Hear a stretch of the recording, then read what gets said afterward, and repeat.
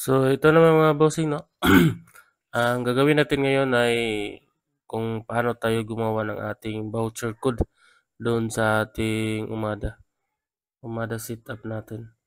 So, punta tayo sa ating Chrome.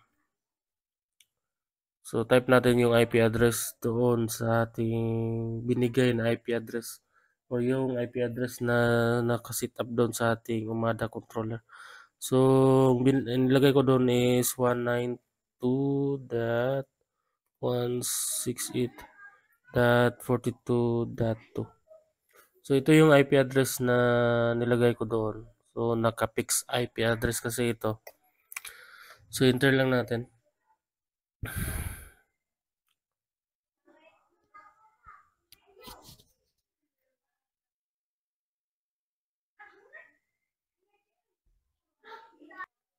So, ayan, mag-login lang tayo dito.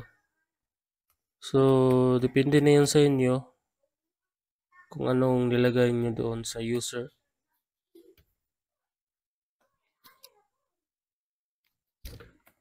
Sa akin, iba din.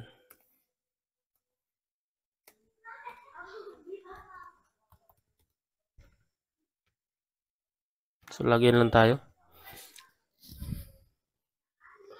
Kasi yung iba dito ay nalilito na. So, depende na rin yan sa inyo kung paano nyo siya ginawa. Ayan. So, dito na tayo sa ating dashboard ni Umada.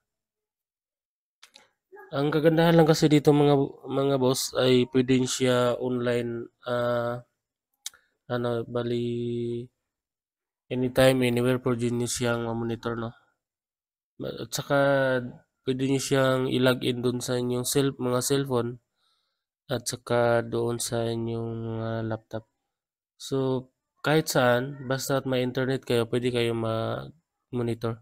So doon makikita niyo yung mga client niyo kung ilang client yung connected at ang mga code na ginamit nila. So ngayon, ay ang gagawin natin ngayon is gagawa tayo ng ating voucher. So last video ko is ginawa natin ay kung paano ko siya kinumpig. Paano ko siya ginawa. So punta tayo dito sa ating dito settings, so yan na. Makikita nyo na agad lahat ng inyong kailangan gawin. So dito may VPN, may ACL, may LAN, WLAN, portal. So group ito. So punta tayo sa hotspot ito. Hotspot sa pinakababa.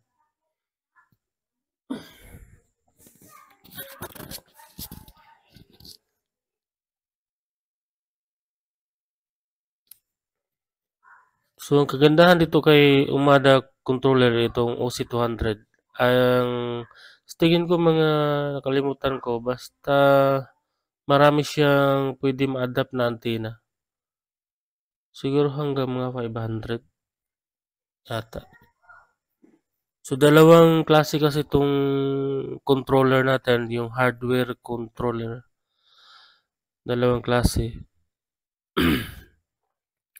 Okay, so dito na tayo sa ating hotspot portal. Then punta tayo sa ating voucher. Dito na voucher. Tapos dito sa voucher group. Ayan. Pag napunta na tayo dyan, ay pwede na tayo mag-create ng ating voucher code. So punta tayo dito sa may create voucher group plus sign. And dito pangalanan nyo lang sa akin ay ginawa ko dito 5 piso, 5 piso. And then dito sa length pwede nyo rin ibahin, pwede nyo damihan. Pero sa akin 6, itong 6 digit lang. Ibig sabihin ito, ilang digit yung pwede nyo ilagay sa code. Sa akin 6. So pwede rin dito maglagay kayo ng format code. Pwede nyo rin siyang English letter, pwede nyo siyang lagyan ng letter or number. So pwede rin natin lagyan ng letter. Ayan. Letter yung numbers ihalo-haluan natin ng letter. Pwede rin ganyan. Pero sa'kin yung ginawa ko is, number lang. Yung iba yung iba kasi naghuhula ng mga number kaya yung cellphone nila pagdating dun, pag-enter dun sa code, pagbili nila ng code ay automatic nababan yung kanilang cellphone. So, siguro mga 30 minutes pa yung ban nila bago sila maka-enter ulit. So dito sa amount ibig sabihin ng amount is, ilang voucher code yung gagawin niyo. Halimbawa halimbawa sa'kin ay gagawin ko siyang 100 na pirasong voucher code. So, 50 na lang para ano na, 50 piraso. So, lahat portal logout, so pwede rin siya. So, type is limited uses. So, ibig sabihin, one client ay isang client lang po ang pwedeng gumamit ng ating voucher code. So, kung ilagay nyo naman dito sa limited online usage, ibig sabihin, dito halimbawa, pagka na-enter sa isang client yung code, tapos tinapon niya, tapos nakita ng ibang client, pag in-enter niya yun, ibig sabihin, doon sa kanyang cellphone mag-continue yung kanyang time na nagamit, hindi pa nagamit. So dito sa unlimited for usage, ibig sabihin ay kahit ilang client yung pwedeng gumamit ng code. So ang ginawa ko dito na sa limited usage, ibig sabihin isang client lang, isang code lang po ang magagamit nila. So duration type, dito tayo sa duration type. So sa duration type, ibig sabihin ay pagka nag-online si client, voucher duration, ibig sabihin pag na-enter niya yung code dun sa kanyang cellphone, ay automatic, halimbawa 2 hours, 5 piso, 2 hours. So ibig sabihin nun, ginamit man niya o hindi yung code, pagkadating ng 2 oras ay may expire na yun kahit hindi niya ginamit. So pag akong gumawa ay dito ko sa client duration. Ibig sabihin yung pag hindi na nag-online yung client, halimbawa nag-online siya ng 30 minutes, ibig sabihin may natira pa siyang mga 1 hour and 30 minutes. So ibig sabihin pagbalik niya online, ibig sabihin ay meron pa siyang natirang oras na 1.5 hour. So dito ko siya nilagay. So by time ibig sabihin ay uh, ito, lagay niyo dito sa by usage. Ito yung sinabi ko kanina. So pag hindi niya naubos yung 2 oras, ibig sabihin meron pa siyang time na pagbalik niya. So sa akin ang 5 piso ay nilagay ko dito sa may custom custom tayo, then ito lagay ko sa hour. So yung 5 piso ko is 2 oras. So 2, ang nilagay ko 2 hours. So dito naman sa rate limit, so open lang natin yan, and then custom. So ibig sabihin ng rate limit ay nililimit natin yung speed ng ating client. So dito nilagay ko sa Mbps para hindi tayo malito. So ang ginawa ko dito is 4 Mbps lang per client download and upload limit. So ito wala na tayong gagawin dyan. Then dito pwede nyo rin hanapin yung country. So nilagay ko dito HPHP. So dito price natin is 5 piso. Then dito sa printout, halimbawa pangalan ng voucher ko is na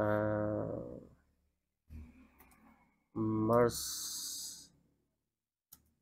Wi-Fi voucher. So yan lang. So sa description nilagay ko dito is 5 piso 2 hours. So yeah. So yan lang po yung paggawa ng ating voucher code. So save natin. Ayan. So, hindi siya pwede ma-save kasi naka-duplicate na. Na-duplicate kasi. Lagyan natin ng is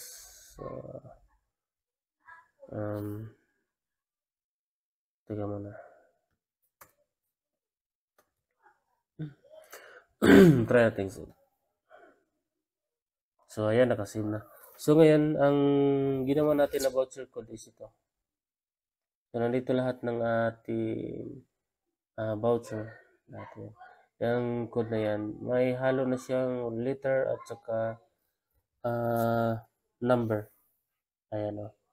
May halo na siyang letter at saka number. So, mahirap na siyang hulaan. No? So, dito 50 total voucher tapos ang total income niya is 250. So, yun ang total income niya sa buong voucher na ginawa natin. So, sa ngayon ay ang gagawin natin is mag-print out. So, pinutin nyo itong print. Ayan, dito sa may parang printer. Ayan. Kung pinutin nyo yan, mapunta kayo dito sa may ayan. So, ang laki ng mga voucher na. So, ang gagawin lang natin yan ay more settings tayo. Ayan, more settings. Then dito sa skill, custom natin. Then dito ginawa ko dito is 47. 47. Lagay nyo dito 47. Try natin. So, ayan. Pag nilagay mo 47, ganyan po yung kanalabasan niya. Maliit lang. Ganyan.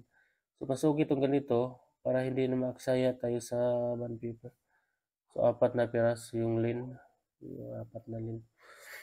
So, ganyan lang po yung pagka-print natin. So, print natin. Ganyan. Kapag pagdating nyo dito, desktop, lagay nyo sa desktop. So, dito sa akin is lagay ko, pangalan ko 5 pesos. Ayan. So, save natin. So, makikita nyo siya dito sa inyong desktop. Dito sa desktop. So, ayan na. So, pag open nyo dito, pag mag-print kayo, ay dapat i-open nyo siya sa dito sa Microsoft Edge. Ayan. Open nyo sa Microsoft Edge. Ayan. Mas okay dito kayo mag-print sa Microsoft Edge. Ayan. Pagka-print niyan, ayan yung ating voucher.